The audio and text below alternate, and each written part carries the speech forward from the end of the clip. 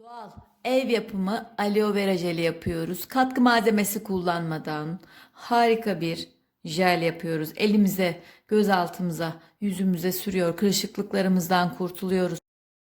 Çok daha parlak, gergin, sağlıklı, güzel, lekelerin olmadığı bir cilde kavuşuyoruz. Aynı zamanda bunu saçlarınıza da kullanabilirsiniz arkadaşlar. Süper bir jel yaptık. Artık marketten, aktardan aloe vera jeli almanıza gerek kalmadı. Etkisi de muhteşem. Buyurun videomuzu birlikte izleyelim. Nasıl kullandık, neler yaptık, nasıl muhafaza ediyoruz? Hep birlikte görelim. Aloe veralarımdan birkaç yaprak alıyorum.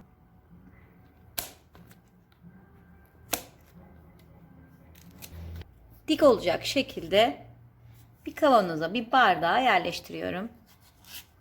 Hepsini aynı aloe veradan kesmemeye özen gösterin. Güçsüz kalacaktır. Birkaç tane de diğerinden alalım. Çok dipten kesmiyorum ben. Çünkü sonra kapanıyor, bakın bu şekilde. Tekrardan çıkıyor, kendini iyileştiriyor. Harika bir şey. Bir tane buradan aldık. Şimdi bu uçlarındaki sarı suyu alerji yapabiliyor bazen. Lateks fazlalığını alacağız. Bu sarı suyunu akıtacak. Sonra yıkayacağız ve içerisindeki jeli çıkartacağız. 5 dakika kadar ben bu şekilde bekletiyorum. Hemen sarı suyunu bakın bardağın dibine bırakmaya başladı bile. Bu sarı suyunu bıraktıktan sonra artık kullanıma hazır hale geliyor. İşte bahsettiğim bu sarı kısım, sarı sıvı kısmını atacağız.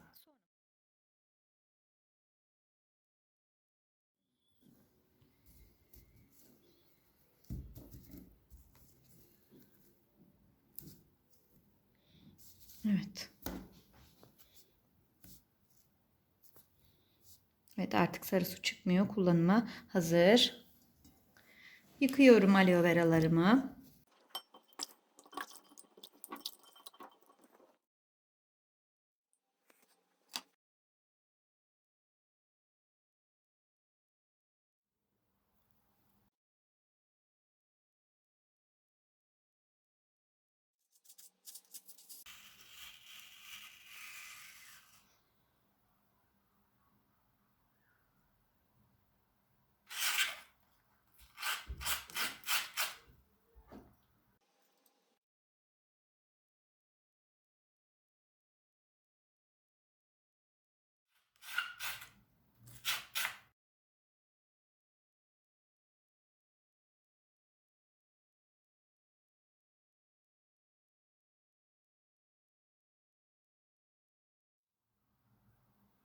Çıkarttığım jeli karıştırıcıma atıyorum. Koruyucu malzeme eklemediğimiz için miktarını ben çok fazla yapmıyorum. Böyle bana bir hafta 2 hafta yetecek kadar yapıyorum. Taze taze çok. Dilerseniz süzgeçte kullanabilirsiniz.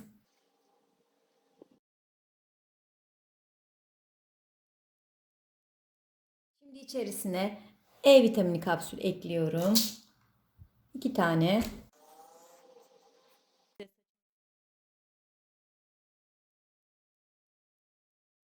Birkaç damla limon yağı ekliyorum. Şimdi güzelce karıştırıyorum. Eklediğim E vitamini ve limon yağı hem vücuduma, cildime, yüzüme, saçlarıma aloe vera'nın verdiği faydaları artırıyor. Aynı zamanda da hazırladığımız bu doğal karışıma herhangi bir koruyucu malzeme, doğal olmayan bir malzeme eklemekten bizi alıkoyuyor. Bunun saklama süresini daha uzun hale getiriyor. Şimdi bunu güzelce karıştırdık. Bu şekilde de saklayabilirsiniz. Ağzı kapalı olarak buzdolabında 2 haftaya yakın kullanabilirsiniz. Ama hani daha hijyenik olması açısından, böyle elimizle almayalım da daha hijyenik olması açısından ben bunu şişeye aktarıyorum. O şekilde kullanıyorum. Daha güzel oluyor. Birden fazla kişi de kullanabiliyor aynı zamanda. Hemen kullanmıyorsunuz. Buzdolabında birkaç saat beklettikten sonra ağzını kapatalım. Bu arada kalan aloe vera yapraklarını atıyor muyuz? Hayır, kesinlikle atmıyoruz onları. Küçük parçalara bölüp kabıma alıyorum. Elinize, yüzünüze, göz altlarınıza bu kalan yaprakları da bu şekilde sürün. Yaralarınızı çok hızlı iyileştirecektir. Cildinize o gerginliği, o esnekliği, o kolajen dokuyu verecektir. Çok faydalı. Yapraklarını bile atmayacağız bunun. Ağzını kapalı şekilde, ağzını kapatıp buzdolabında 2 günde bunları kullanabiliriz.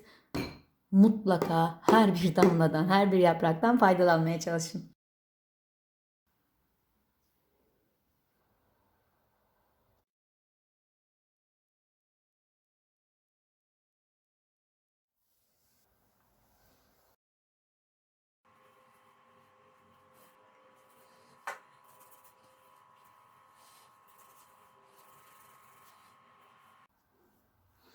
Umarım siz de kullanır ve memnun kalırsınız. Hoşça kalın arkadaşlar.